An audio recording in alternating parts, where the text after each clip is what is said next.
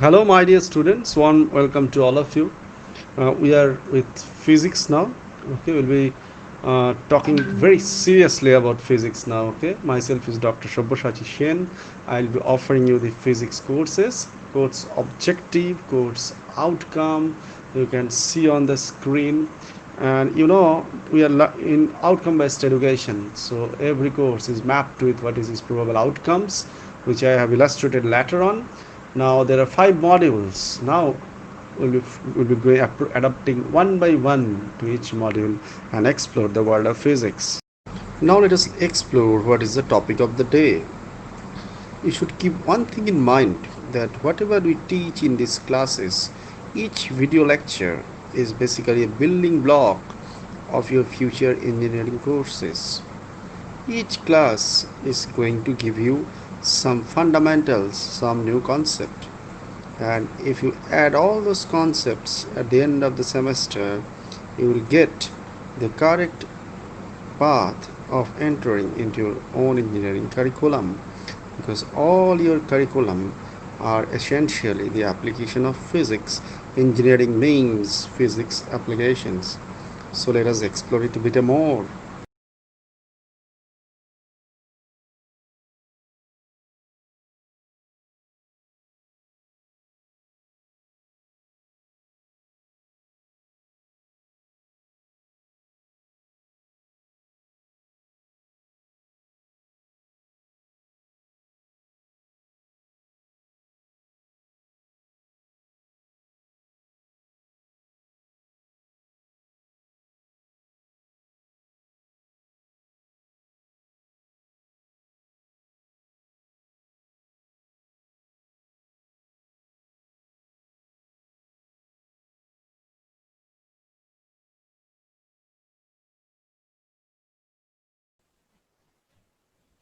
Hello, very good morning, students. Welcome back to my class on Physics 1. We have been talking about a very interesting topic nowadays. Okay, can you tell me what is the topic? Yes, quantum mechanics. I have completed quantum mechanics 1 course. Okay, we are learning a most modern optics ideas now. Okay, optics means the study of light waves, and a very special type of light we are talking about. It was invented few years back, only 1960s. Few years back, mean the concept of light itself is a very old topic. Okay, so we are talking about a very new idea, new application of the visible light, I should say, or electromagnetic wave, whatever you say, and that is lasers.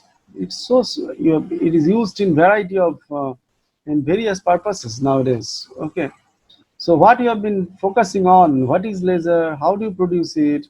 What are the basic action of production of laser? A lot of physics is needed. Okay, physics knowledge, understanding physics is needed for the production of lasers. The moment you understand that physics, okay, we can talk about variety of sources of production of lasers. So in first year we are focusing on this much only, the what is laser, what is the basic physics behind the production of laser, what are the various sources of laser, applications of lasers. For second year, for some of the disciplines, some more applications are there also. We'll discuss them at that time. Now in today's lecture, okay, in this particular video lecture, the objective is that I will talk about the basic concepts of how Albert Einstein actually connected variety of emission processes taking place inside an atomic system. Now, if you see my previous video lecture, there will be absorption of radiation, there will be emission of radiations, maybe that is maybe spontaneous emission. But the most prolific idea is the 1917 concept of Albert Einstein, is the stimulated emission. And for laser, light amplification by stimulated emission of radiation, and how stimulated emission ignites the process of light amplification that I told you, okay, in the previous video lecture. So now we have to talk a bit more about these stimulated emission processes, bit of more mathematics I should do today. So the objective is to talk about how Einstein did it, some connection, some formulae he did it. We will realize them because those things will be needed when we actually develop a lasing system. Okay. And another, so that at the outcome of the class would be that we could connect about the with Einsteinian viewpoint, how these various absorption and emission processes are connected with each other. Okay, because then basic concepts of laser, basic paraphernalia of the production of the laser action, all these things will be realizing. Okay, so this is the major objective. This is me, as you can see there, and obviously you can contact me with these numbers and email IDs. Now, this is just to give you a thorough and small recapitulation. Laser means light amplification by stimulated emission of radiation. The word stimulated emission is a key. It is a Nobel Prize winning concept, as you could see. This is it was identified initially in measures. The laser has got various qualities. Okay, it is highly monochromatic, highly directional. Divergence is very less, highly directional, highly monochromatic. Okay, and highly coherent. You can see it's a beautiful picture to represent coherence. Okay, I've shown you the other day also. First, wavelengths will be same. Here, wavelengths are all varying. And second, if I draw a line here, you see, if I draw a simple line here, you see they are in variety of phases. Here. There is variety of phases. Okay, somebody is at minima, somebody close to minima, somebody negative, somebody positive. But here everybody is on the same phase. That is the beauty of laser. All of them have same lambda. Blue, all are blue. You see, highly monochromatic. Okay. So that is the main difference with the ordinary light also. Ordinary light is polychromatic, divergent, okay, maybe incoherent, all these things are there. Okay. So this is something which makes laser so special. Now this is just to remind you, this is an atomic system. Electron means in the lower energy level, E1 means it is in ground state, lowest of the lot in the picture. And in any one of the state E2, E3, E4, it is in the high energy state or excited state. Nature does not allow that electron should be in the excited state. So lifetime of electron in the excited state is very low, 10 to the power minus 9 seconds. So it will try to follow that staircase, get down to the energy level, it will lose energy. That process is called spontaneous emission actually. By default, it loses energy because of the natural laws, and that lifetime is infinite for the electron, okay, in the ground state. And if the electron is in any one of the, these are the concept of ground state and excited state. Ground state means if electron is in the lowest energy level, atom is in ground state. We will say now, because we cannot deal with one atom, we have to deal with many atoms. Okay, and when you talk about a proper lasing system, it will be, suppose I consider a mixture of helium and neon gas. So many lakhs and crores of helium and neon atoms will be there. Okay, naturally it is nature wants most of them should be in the lowest energy level. That is the in most of the atoms, electron will be in the lowest energy level. So most of those atoms should be in ground state. And if there will be some atoms or electron will be in the high energy state, so in that those atoms should be in excited state. Okay. So normal population means majority are in the lowest energy state, and population inversion means majority will be in the high energy state. For laser, we need the opposite. Okay. We need population inversion. Why? Because of these reasons. Okay. This is absorption of radiation, as I have shown you. Photon will come in and it will move up. Okay, the smile is the electron. Okay. Now this is spontaneous emission in the high energy state, so it cannot stay there for a long time. Electron will come down, so it will emit radiation. And look at the stimulated emission. You look at the smiley. So if photon is moving up, electron is moving up by absorption of photon, electron is going down by emission of photon. This is spontaneous emission. Now this will ignite the emission of this stimulated emission. Because of its present only, electron will come down. So that is not absorbed. So now initial photon is there, and the same photon in the same phase, same energy, in the same direction they are moving. You see two photons. Okay, if the photonic energy is equivalent to the energy gap between the two energy states, then and only then the electron will come down. Okay, from the high energy level to the low energy level. So basically, you can produce an avalanche of electron beam. Okay, this is absorption, spontaneous emission to 1 to 2 photons, 2 to 4 photons, 4 to 8, like that, as I mentioned in the previous video lecture. But it needs that there will be a lot of electrons should be in the high energy state. So you need a inverted population. So how do you achieve population inversion? That you need to know. Okay. So now I'll be doing a bit of mathematics. Now you see, These are the three processes. Einstein actually connected all these processes with a little bit of calculation. That calculation I will show you now. Suppose you see ground state, lot of atoms are there. You can see the picture. Okay.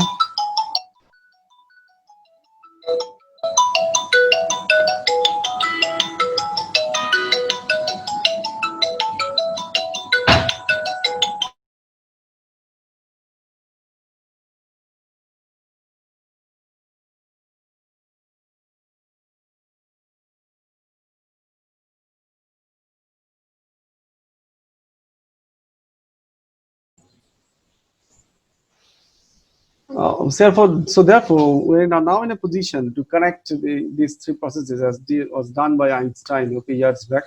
You see, before getting into the actual calculation kind of thing, I just show you the processes. First process is absorption. Electron, you see, this is the case. You see, it is moving up here. If it is moving up in presence of external radiation, so this is the first case.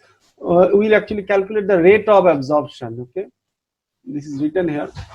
Considering rho nu is the density of electromagnetic radiation. So it is basically rate of absorption is proportional to the number of particles in the lower energy level. Okay, and V12 is the proportionality constant, and it is also proportional to the number of is the radiation density, energy density. Next one is this much. Spontaneous emission, that means particles will, electrons will go down. So it will also depend on the, it does not need any external radiation, it only depends on the number of particles in the excited state. Okay, so the rate of transition will depend on the on this much. You please see, it will depend on the number of particles, and A21 is the coefficient, okay, of spontaneous emission. Now stimulated emission process, if you look here, you see here it is happening in presence of external radiation. So it depends on the density of the external radiation, also the number of particles in the excited state. So obviously two terms are proportional. So you can see the rate is depending on this one, both N2 and rho nu. Now ideally, according to Einstein, so these are some of the, you can control stimulated emission by external radiation wavelength. Okay, and all these things are there. I discussed. Okay, for same direction they move, have exactly the same frequency, phase, etc. The coherence. Actually, it is coming because of, in second year you learn about the statistical mechanics. It is because of bosonic nature of the electromagnetic radiation. Now at thermal equilibrium, if there is equilibrium, so what is a equilibrium condition? Whatsoever being absorbed up, so that should be equal to the atoms getting down. So rate of absorption, time rate of absorption should be equal to the time rate of to emission processes. So this small mathematics is coming up, as you can see there. Okay, it's a very simple and direct calculation, as you could see there. So now what shall I do now? This gives you the expression of energy density. I will now equate this. Okay, I write down N1 by N2 in terms of Boltzmann equation, and equate that quantity with the Planck's expression of black body radiation. From there on, I will actually connect these two coefficients of Einstein here. So let me do it directly, so that you can realize it and understand all these things. Okay. Okay.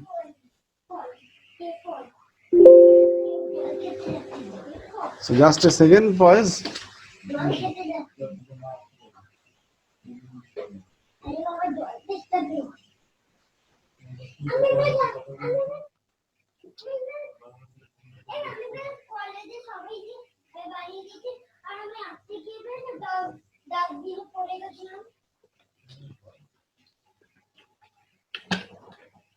You please see how it is going on. Okay.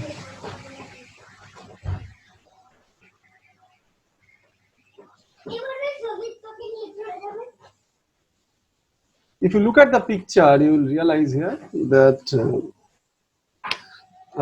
you see N1 is the number of particles in the low energy state, N2 is the number of particles in the lowest energy, high energy state, rho nu is the energy density. So as I told you, the time rate, the rate of absorption, okay, it's proportional to the number of particles in low energy state and also proportional to the energy density. So if I call it dN1 dt, is equal proportional is equal to n1 rho nu, and the proportionality constant will come up, that is B12. Now this is spontaneous emission. So here the rate will be like this much. If I use a different color for this purpose, is the number of particles in excited state, and spontaneous emission does not need any external radiation. So if I call it dn to dt is equal to n2, and let A21 is a spontaneous emission rate. So if I keep them in some boxes, it's like this much. In the third case, here the rate is proportional to, you can see, is obviously n2 and also proportional to the energy density because it is stimulated emission. So dn to d2 is proportional to n2, it's so rho nu.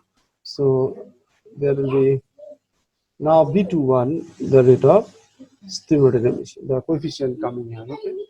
So these are Einstein's AB coefficients will be coming from here. Now at thermal equilibrium, the rate at which they are moving up should be equal to the rate at which they are going down. So these two processes, this process will be equal to the summation of the two going down processes. So I can now write down, therefore, if you look at the picture, I can write down the whole thing in this way. That is, you see,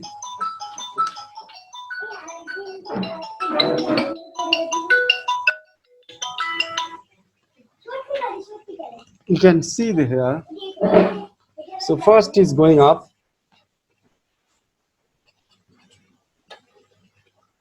E1, E2, the energy level. It is happening presence of energy density rho nu. So electron is moving from here to here. So that rate is dN1 dt is equal to B12 rho nu N1. And the second one is obviously the rate of spontaneous emission. So it depends on the number of particles present there in the high energy state. So if I call it dn to dt is equal to A21 n2, and if I look at the third process, that is stimulated emission in presence of external radiation, is coming from high energy level to low energy level. So the rate is B21. Now ideally the rate at which it is going up is equal to the rate at which they are going down. So at thermal equilibrium,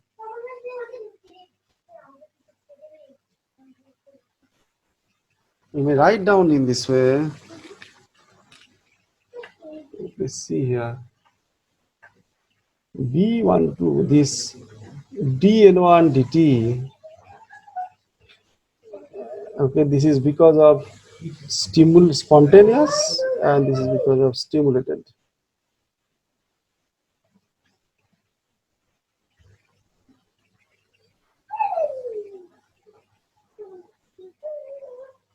So this should be like A21, sorry, B12 rho nu N1 is equal to A21 rho nu N2 .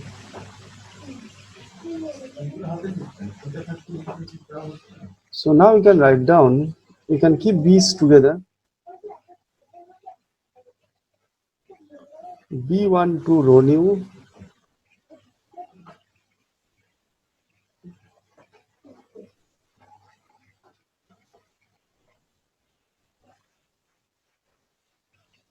rho nu N2. So rho nu's will be gone, okay, for finite energy density presence. Oh, sorry, for A21 there should not be rho nu. So now I can write down from here on. You see,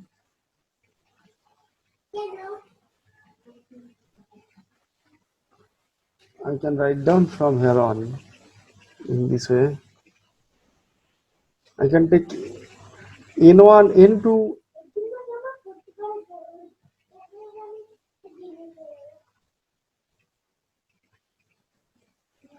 Rho nu can be written as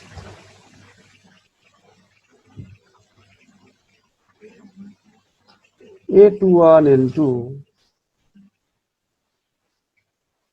B1 to N1 B21 N2. So from here on, you can write down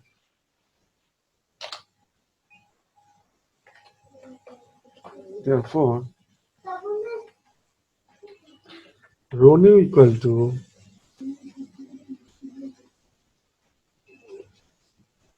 A21 N2 B1 to N1 B21 N2.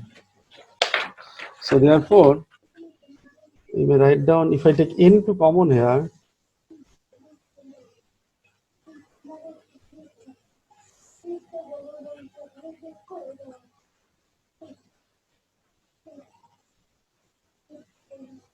so you can further write down this in this way, that A21 N2 N2 is 1, B21 common,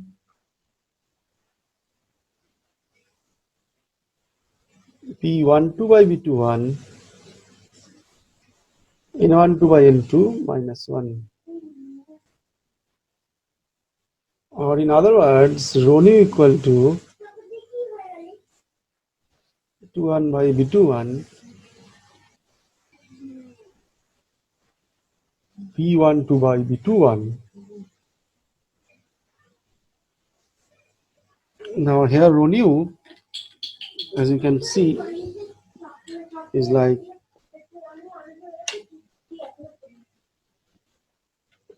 now by Planck's law of black body radiation,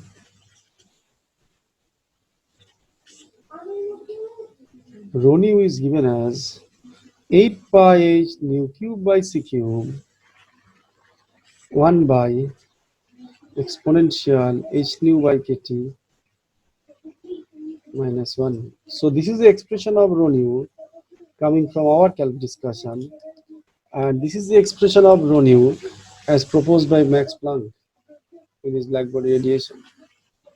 This is also the expression of energy density. So if you compare both the quantity, this quantity 8 pi h nu cube by c cube is equivalent to A2 by B21, and you see N1 by N2 I can write down in this way if I rewrite it. Okay, that is rho nu as we have obtained is this much, A21 by B21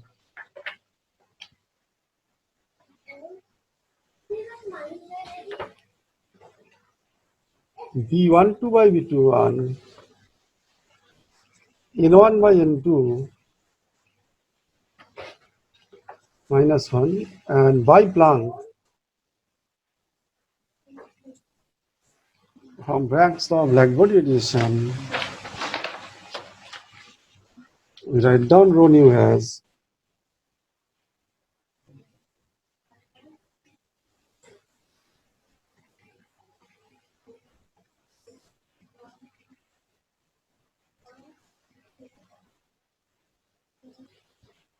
now N1 by N2 by Boltzmann equation. We can write down N1 by N2 like this way.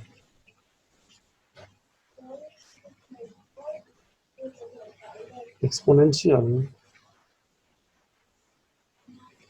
h nu by kt. So this quantity is actually h nu by kt. So you can write down this as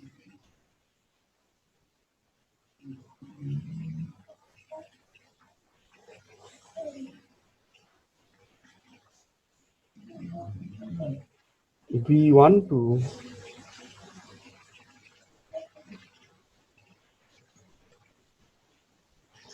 So this gives you a message. Message is that if I compare this equation and the equation of Max Planck, this is the Planck's law. If you compare these two, I get something beautiful. You see, this tells me A21 by B21 is equal to 8 pi h nu cube by c cube. And this also gives me, if you compare B12 by B21 is equal to 1, that means they're same. Okay. So therefore, if I go to the next page, you can write down that A21 by B21 is 8 pi h nu cube by c cube, and B12 is equal to B21. Now this is called Einstein's B coefficient.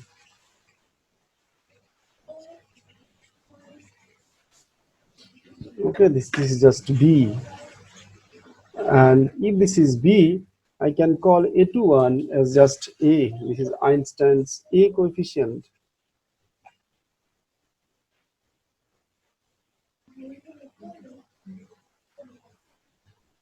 So therefore, what we can write down is this much. Therefore, A by B, two coefficients, is therefore like 8 pi h nu cube by c cube. The Einstein's A and B coefficients, the relation between Einstein's A and B coefficient.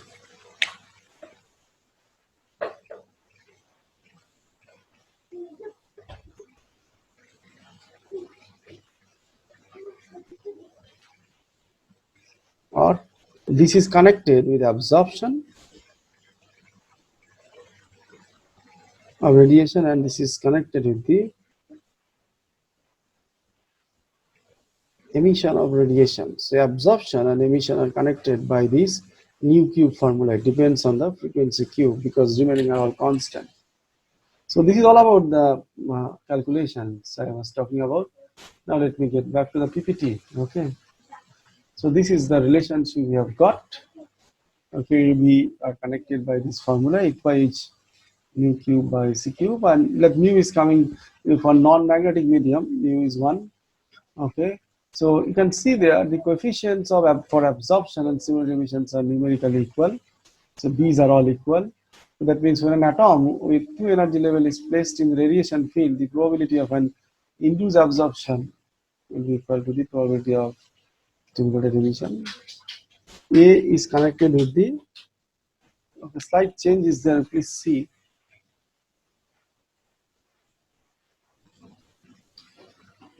This A is connected with the stimulated emission. So if there are these are the processes I was talking about. When electron is moving up, so it depends on N1 and the coefficient is B and 1, 2 is coming in, okay? And energy density rho nu. When it is getting down, it depends on N2 only, and this is A21, N2. And when it is stimulated emission is taking place, it depends on rho nu, it depends on N2. So when it is getting down, it is like rho nu, N2, and B21. Three quantities are there. These are the rates. Rates like this. So A is therefore connected with spontaneous emission, and these B's, the rate of absorption and rate of stimulated emission are equal, that you have seen. Okay, these two B's are same. So what you notice, the rate of absorption and rate of stimulated emission are same. Okay, and A by B, the relationship between spontaneous emission and stimulated emission are this nu cube formula. Okay.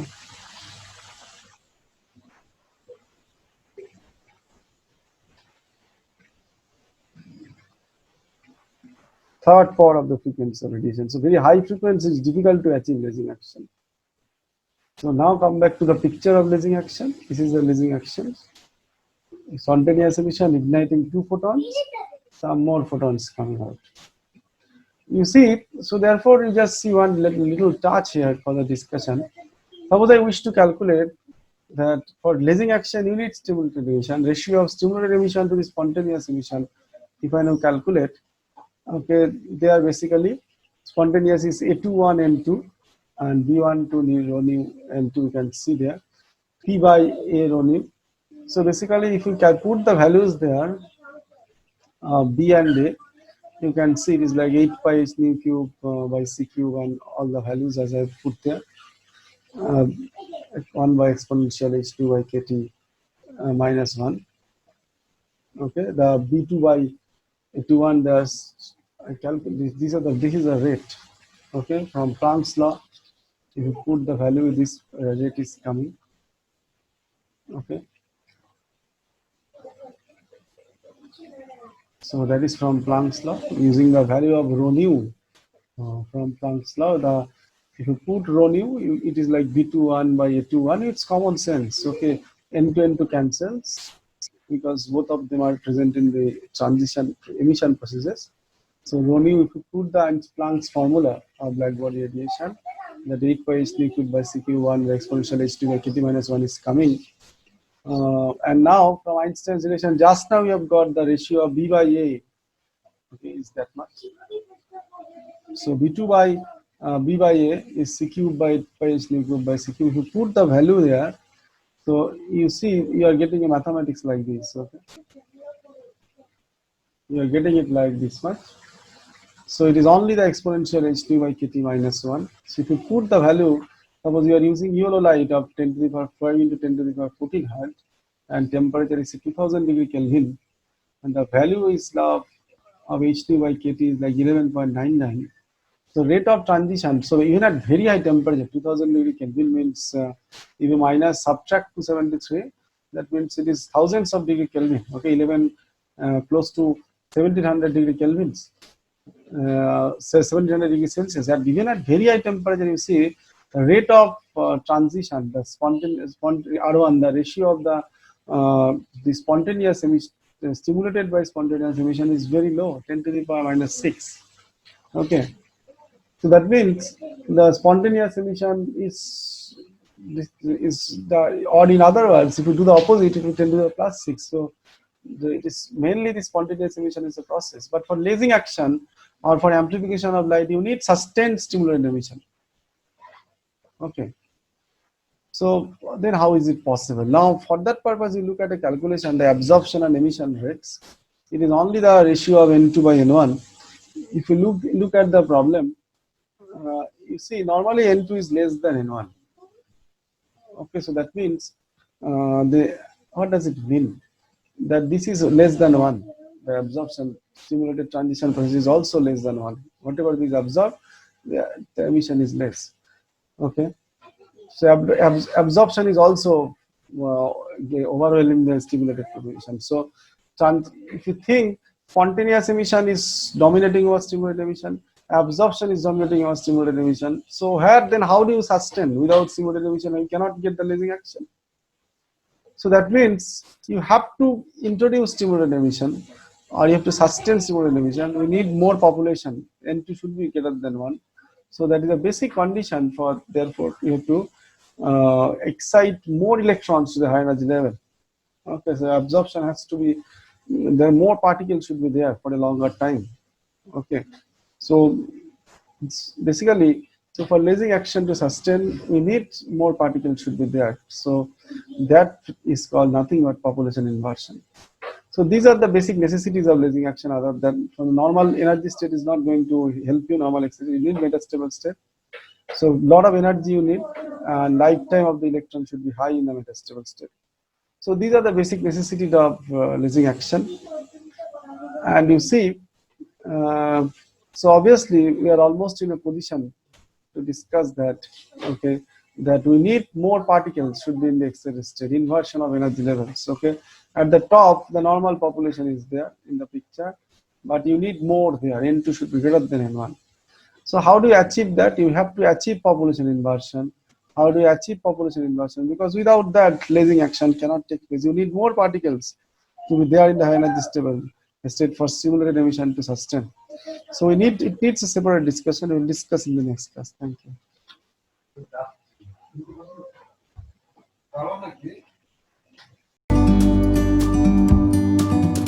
You and me were meant to be in the great outdoors, forever free. You and me meant to be in the great outdoors, forever free.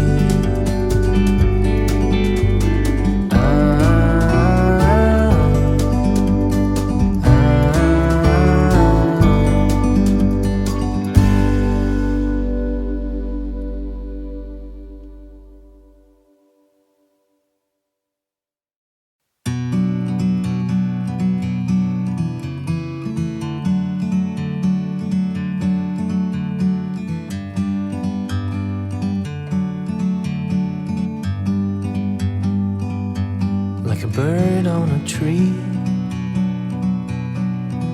I'm just sitting here. I got time, it's clear to see. From up here,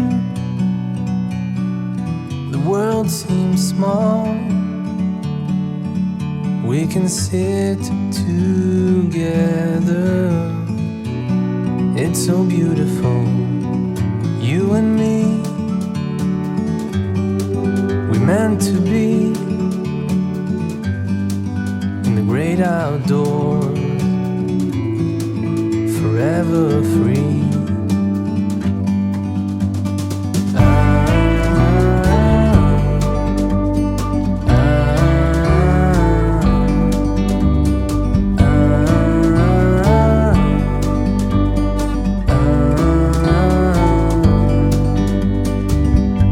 Sometimes you need to go and take a step back to see the truth around you. From a distance you can tell